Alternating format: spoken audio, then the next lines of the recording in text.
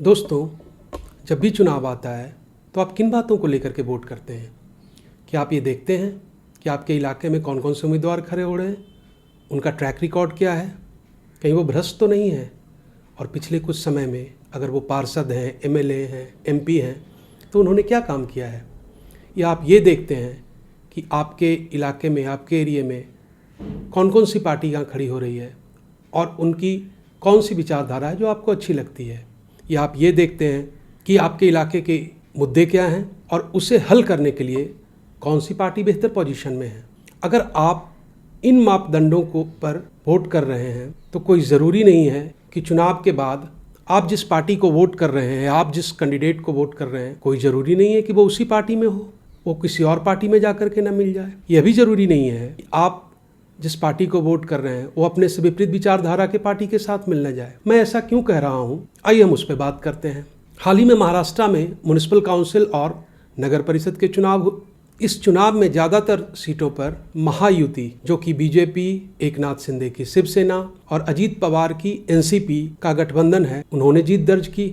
उन्होंने लगभग 288 सीटों पर हुए चुनाव में 200 से ज़्यादा सीटों पर जीत दर्ज की। वहीं महाविकास आघाड़ी, जो कि कांग्रेस, उद्धव ठाकरे की शिवसेना और शरद पवार की एनसीपी का गठबंधन है, इस पूरे गठबंधन ने 50 से भी कम सीटों पर जीत दर्ज की। इसके बावजूद ये होड़ लगी है कि कौन किस म्युनिसिपल काउंसिल में अपना अध्यक्ष बनाए, और बीजेपी का नारा है इस बार के म्युनिसिपल काउंसिल या म्युनिसिपल कॉर्पोरेशन के चुनाव में, और वो नारा है 100% बीजेपी। इसका मतलब ये है कि बीजेपी ज़्यादा से ज़्यादा जगहों पर अपने कैंडिडेट को जितवाना चाह रही है और ज़्यादा से ज़्यादा म्युनिसिपल काउंसिल में अपने अध्यक्ष की नियुक्ति करवाना चाह रही है। मगर ये तो पॉसिबल है नहीं, तो ऐसा कैसे करेंगे? आइए हम देखते हैं बीजेपी ऐसा कैसे कर रही है। पहला एग्जाम्पल हम अंबरनाथ म्युनिसिपल काउंसिल का लेते हैं, जो थाने डिस्ट्रिक्ट के अंदर पड़ता है। 60 सीटों पर हुए चुनाव में एकनाथ शिंदे की शिवसेना को 27 सीटें मिली, बीजेपी को 14, एनसीपी अजीत पवार को 4 और इंडिपेंडेंट को 3 सीटें मिली। बहुमत के लिए 31 का आंकड़ा है और शिवसेना उस आंकड़े से 4 सीटें कम रह गई। ऐसे में बीजेपी को मौका मिल गया। इसके बावजूद कि बीजेपी, शिवसेना और एनसीपी की राज्य सरकार में गठबंधन है, बीजेपी ने शिवसेना को म्युनिसिपल काउंसिल से अलग रखने के लिए अपने धुर विरोधी कांग्रेस के साथ मिलकर के, जिसके 12 पार्षद इस म्युनिसिपल काउंसिल से जीते थे, उनके साथ मिलकर के अपना अध्यक्ष नियुक्त करवा दिया। इसके बाद कई लोग इस डिसीजन को क्रिटिसाइज करने लगे, मामला तूल पकड़ने लगा। फिर मुख्यमंत्री ने कहा कि नहीं, ये लोकल लेवल पे डिसीजन हुए हैं और हम इससे बिल्कुल अग्री नहीं करते, और जिन लोगों ने भी ये डिसीजन लिया है हम उस पर डिसिप्लिनरी एक्शन लेंगे, उनको शो कॉज नोटिस इशू करेंगे। उधर कांग्रेस ने आनन फानन में अपने 12 पार्षदों को सस्पेंड कर दिया। फिर क्या था, बीजेपी को मौका मिल गया, उन्होंने उन 12 पार्षदों को अपनी पार्टी में शामिल कर लिया। जिस बीजेपी को कांग्रेस के साथ गठबंधन करने में दिक्कत हो रही थी, उसी बीजेपी को उस कांग्रेस पार्टी के सारे पार्षदों को पार्टी में शामिल करने से कोई दिक्कत नहीं हो रही है। और हो भी क्यों? अगर आपका नारा ही है 100% बीजेपी, आपका ध्येय है कि ज्यादा से ज्यादा जगहों पर बीजेपी के ही मेयर और अध्यक्ष बने, तो फिर ऐसा कुछ करने में कोई गलत दिखाई भी नहीं देगा। खैर, अब बात करते हैं विदर्भा के अकोट म्युनिसिपल काउंसिल की। इस म्युनिसिपल काउंसिल पे 33 सीटों पे चुनाव हुए। इस चुनाव में बीजेपी को 14 सीटें मिली, एकनाथ शिंदे की शिवसेना को 1, अजीत पवार की नेशनल कांग्रेस पार्टी को 2, शरद पवार की एनसीपी को 1 और उद्धव ठाकरे की शिवसेना को 2 सीटें मिली। इसके अलावा ओवैसी की पार्टी AIMIM को 5 सीटें मिली। यहाँ पे बीजेपी ने ओवैसी, जो कि उनकी धुर विरोधी पार्टी है, विचारधारा के लेवल पे भी उनका कोई मेल नहीं है, उन्होंने उस पार्टी के साथ गठबंधन कर लिया। यहाँ भी जब मामला तूल पकड़ा तो बीजेपी ने कहा कि ये तो लोकल लेवल पर डिसीजन हुआ है और हम इससे बिल्कुल अग्री नहीं करते। उसके बाद वो समझौता हुआ भी नहीं, वो अलायंस बना भी नहीं।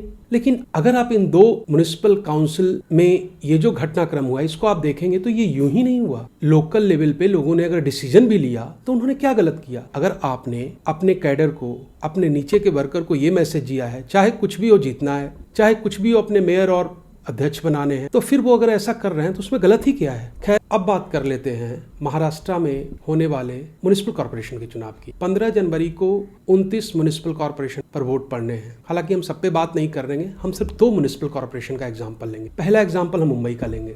इस म्युनिसिपल कॉर्पोरेशन में बीजेपी और एकनाथ शिंदे की जो शिवसेना है, ये दोनों एक साथ मिलकर चुनाव लड़ रही है। वहीं MNS, जो कि राज ठाकरे की पार्टी है, और उद्धव ठाकरे की शिवसेना एक साथ चुनाव लड़ रही है। तीसरे ग्रुप में कांग्रेस और वंचित बहुजन आघाड़ी, जो प्रकाश अंबेडकर जी की पार्टी है, उनके साथ मिलकर के चुनाव लड़ रही है और अजीत पवार की नेशनल कांग्रेस पार्टी अलग होकर के चुनाव लड़ रही है। अब आपको तो लग रहा होगा कि राज्य स्तर पर तो बीजेपी, शिवसेना और एनसीपी एक साथ हैं, फिर यहाँ पे अलग क्यों?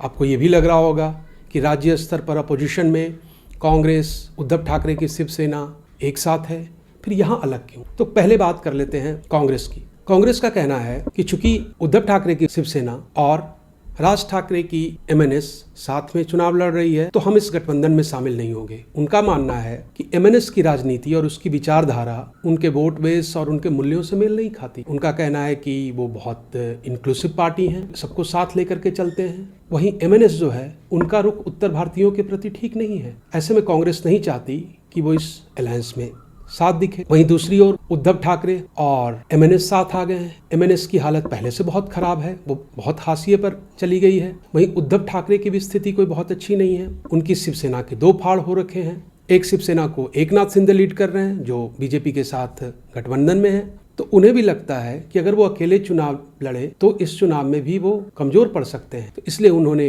राज ठाकरे की एमएनएस के साथ समझौता किया और वो इसलिए किया क्योंकि यहाँ मूलतः मराठी अस्मिता, भाषा और स्थानीय पहचान का जो मसला है वो बहुत हावी रहता है। और चूंकि एमएनएस और उद्धव ठाकरे की जो शिवसेना है वो मराठी मानुष के हितों की बात करती रहती है, तो उन्हें लगता है कि उनके साथ आने से जो मराठी वोट बैंक है वो गोलबंद होगा और वो एकजुट उनके पक्ष में खड़ा होगा। दूसरा, उन्हें ये भी लगता है कि अगर उन्होंने एक फॉर्मिडेबल अलायंस बना लिया और वो बीजेपी को हराने के कगार पर आ गए तो मुस्लिम वोट जो कि 11% के करीब हैं वो भी उनको मिल सकते हैं। तो इस तरह से उन्होंने अलायंस किया है। वहीं दूसरी ओर अगर बीजेपी की बात करें तो बीजेपी और शिवसेना एक साथ चुनाव लड़ रही, मगर उन्होंने एनसीपी को साथ नहीं रखा है। उनका कहना है कि एनसीपी के जो लीडर हैं नवाब मलिक, उन पे गंभीर आरोप हैं और उनको अगर हमने पार्टी में शामिल किया तो उनका जो हिंदू वोट बैंक है उसमें डिवीजन हो सकता है। तो इसलिए उन्होंने एनसीपी को साथ नहीं रखा है। उन्हें लगता है कि अभी हम अलग लड़ लेते हैं, चुनाव के बाद देखा जाएगा, चुनाव के पास जरूरत पड़ी तो एनसीपी को भी साथ में ले लिया जाएगा। तो इस तरह से बीजेपी और एनसीपी अलग अलग चुनाव लड़ रही है। अब हम बात करते हैं पुणे म्युनिसिपल कॉर्पोरेशन की। पुणे म्युनिसिपल कॉर्पोरेशन में एनसीपी जो कि दो पार्ट में डिवाइडेड है, एक अजीत पवार की एनसीपी है और एक शरद पवार की एनसीपी है।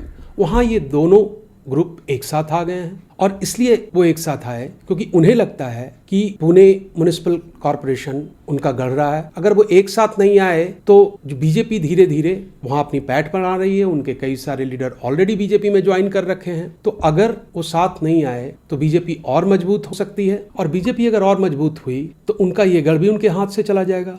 वहीं अजीत पवार को यह लगता है कि अगर बीजेपी और मजबूत हो गई तो जो राज्य स्तर पर उनका महायुति का अलायंस है उस अलायंस में उनकी बार्गेनिंग पावर कम होगी। वहीं शरद पवार आज के डेट में बहुत ही कमजोर हो रखे हैं, उन्हें तो बहुत सक्षम कैंडिडेट भी नहीं मिल रहे थे जो चुनाव में खड़े हों, तो उनके लिए भी बहुत मुश्किल घड़ी थी। अगर वो चुनाव से बाहर हट रहते तो उनका वोट बेस है वो शिफ्ट हो जाता और जरूरी नहीं है कि फिर वो वोट बेस वापस उनके पास आ पाता। तो उन्हें लगता है कि अगर ये अलायंस होता है तो बीजेपी को मजबूत होने से रोका जा सकेगा। वहीं दूसरी ओर देखें तो कांग्रेस और उद्धव ठाकरे की शिवसेना ने आपस में गठबंधन किया है और मजे की बात है कि उस गठबंधन में एमएनएस भी साथ में है, जिस एमएनएस को कांग्रेस मुंबई में लेने को तैयार नहीं थी। उनका कहना था कि इस एमएनएस के साथ हमारा वैचारिक दूरी है और इनकी जो राजनीति है, इनकी जो विचार है वो हमसे बिल्कुल नहीं मेल खाती। लेकिन पुणे में ऐसा कुछ नहीं दिख रहा है कांग्रेस को, वहां पे वो एमएनएस के साथ चुनाव लड़ने को तैयार है। तो दोस्तों, इन सब बातों से मैं ये बात रखना चाह रहा हूं कि अगर आप, जो शुरुआत में हमने बात की कि अगर आप कैंडिडेट को देख करके, किसी पार्टी की विचारधारा को देख करके वोट कर रहे हैं तो आने वाले समय में क्या स्थिति हो सकती है, ऐसे में आप क्या करें, किन बातों को देखकर वोट करें। क्योंकि कोई जरूरी नहीं है कि आप जिसे वोट कर रहे हैं कल वो उसी पार्टी में होंगे। कोई जरूरी नहीं कि आप जिस विचारधारा को वोट कर रहे हैं उस पार्टी की विचारधारा उसके अपोजिट वाली विचारधारा से मिल न जाए। तो मेरा मानना है कि ऐसी स्थिति में आप अपने एरिया के उस कॉर्पोरेटर को, उस कैंडिडेट को वोट करें जो आपके लिए एक्सेसिबल हो, जिस तक आपकी पहुंच हो, जब जरूरत पड़े तो वो आपके लिए खड़ा रहे, आपके काम के लिए खड़ा रहे। ऐसा क्यों कह रहा हूँ? ऐसा इसलिए कह रहा हूँ कि म्युनिसिपल कॉर्पोरेशन का चुनाव बहुत इंपॉर्टेंट चुनाव है। यह वह चुनाव है जो ये डिसाइड करेगा कि आपके इलाके में सड़क कैसी होगी, आपके इलाके में साफ सफाई की क्या व्यवस्था होगी, स्कूल, प्राइमरी हेल्थ सेंटर कैसे होंगे, बारिश में मुंबई में क्या स्थिति होती है, उसको लेकर के बेहतर प्रबंधन कौन करेगा, झुग्गियों के रीडेवलपमेंट की बात कौन करेगा। इसलिए ये बहुत ही महत्वपूर्ण चुनाव है। ऐसे में आप भी अपने फ़ायदे की सोचें। हाँ, बस इन बातों का ज़रूर ध्यान रखें कि वो जो कैंडिडेट हो वो भ्रष्ट नहीं हो, वो कम्युनल नहीं हो और वो जातिवादी नहीं हो, वरना अपना फ़ायदा देखने के चक्कर में आप लंबे समय में अपने समाज और अपने देश का नुकसान कर देंगे। जय हिंद।